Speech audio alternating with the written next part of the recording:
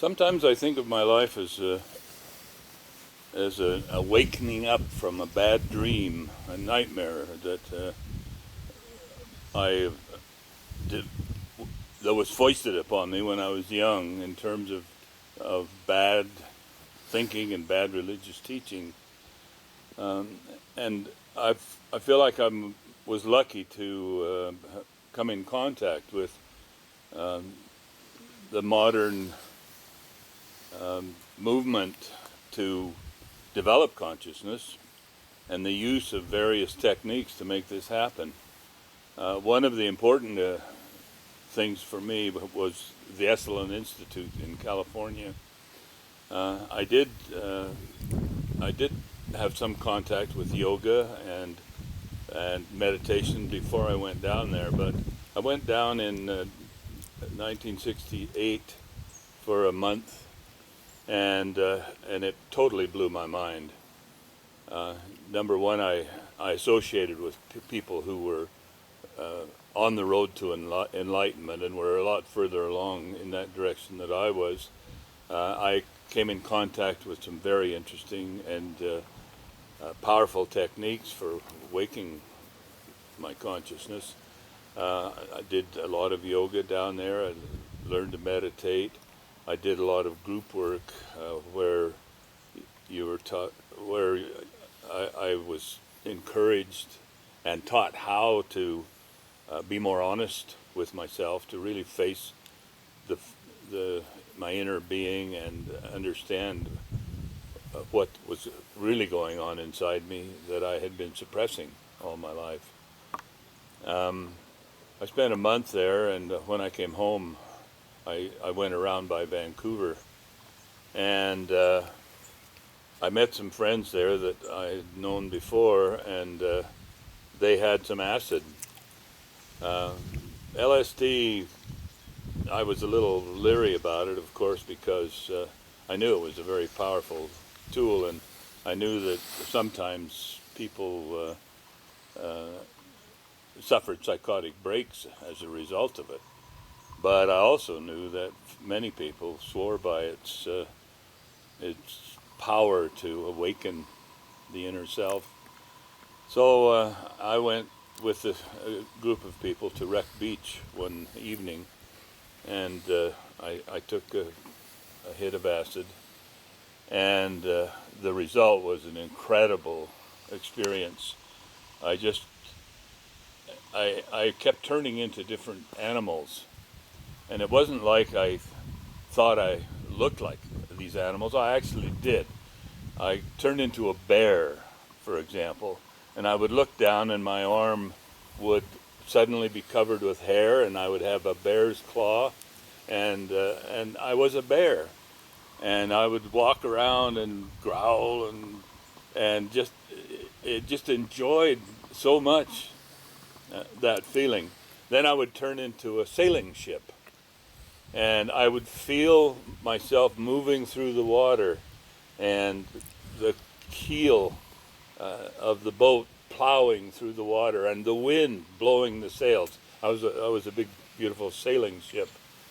And then I would become a large bird, like an eagle, and I would be soaring, and I would be, several hundred feet above the ground, and just feeling the wind and knowing instinctively how to fly, and looking down on the people that were on the beach from way up high, and knowing exactly what it looked like from up there.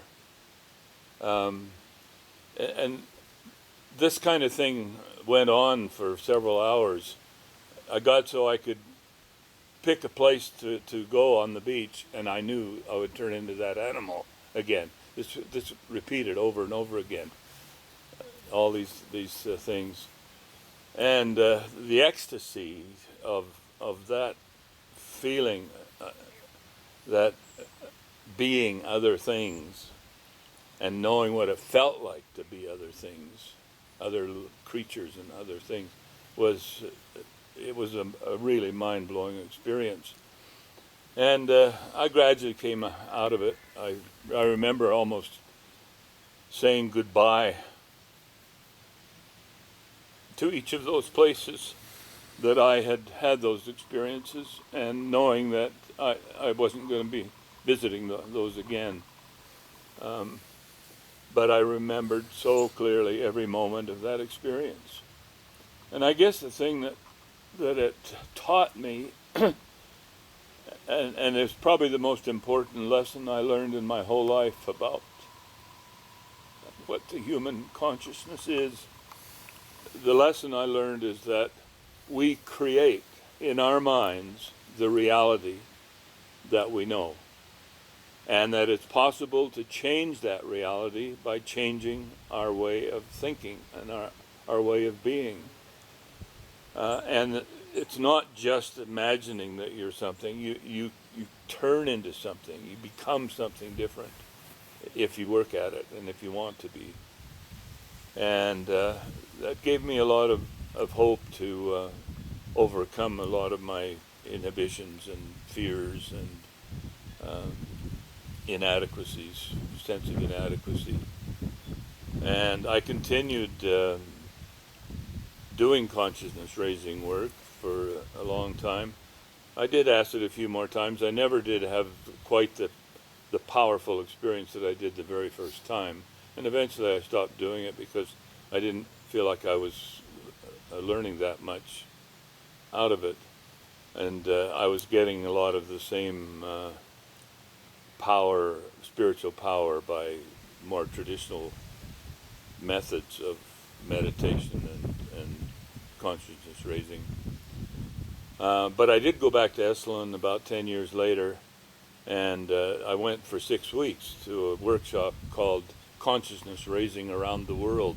Was that with Stan Grof? Yes, that was Stan Grof, who's one of the world's great innovators of thinking about human psychology and forms of therapy that he developed. Yes, he was a wonderful man. I really loved him. My son Ren has studied him and worked with him a great deal. And anyway, he introduced us to a number of things. One of which was a 5-day camp out up. We climbed up the mountain, and we had an Indian shaman and his family with us.